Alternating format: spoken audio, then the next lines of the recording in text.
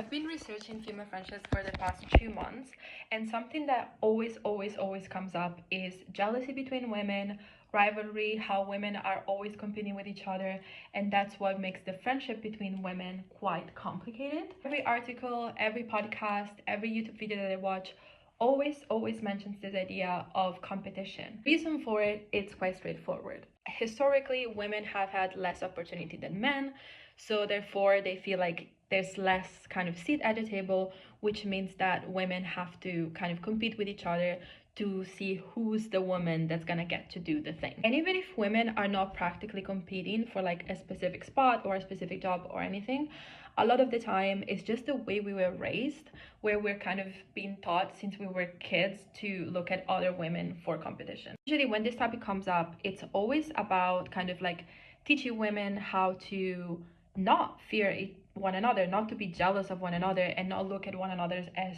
competitive. Obviously that makes sense, but I do want to talk about this 2023 article by Claire Cohen that was published in Vogue, which is titled "Seeing Other Women as Competition Isn't Always a Bad Thing." The article starts exactly with what I was talking about. Cohen says, "The idea that women compete, undercut, compare, and catally take one another down in order to achieve queen bee status remains the prevailing narrative around how we apparently behave." But then, for the rest of the article, the author keeps talking about how a lot of her friends were her old competitors. They're people that she actually competes with, especially in terms of jobs, for example, how like she's a freelance writer, so if her friends are freelance writer, they're actively competing for the same job. And then she concludes the article by saying, "It's perfectly normal to feel a little fire of envy spark up when a friend tells you that she's got something you want.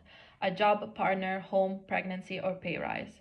It doesn't mean you're not happy for her or want to deny her success, but because we're all the main characters in our own lives, it immediately reflects what you haven't got back to you." And I really appreciate what she's saying, because even though I agree that we need to decenter this idea that every woman is a rival and we're all competing for the same thing, at the same time, you also still want women to be ambitious and want things, and sometimes want the exact same things as their peers and their friends. Being in competition with someone else can actually help you push yourself more, and in the end, basically achieve more than you would have had if you weren't competing with anyone else. I think what she's trying to say is that it's so much more important the way you act on the jealousy than the fact that you're feeling jealousy in the first place. It's okay to be jealous. You should use jealousy as a map.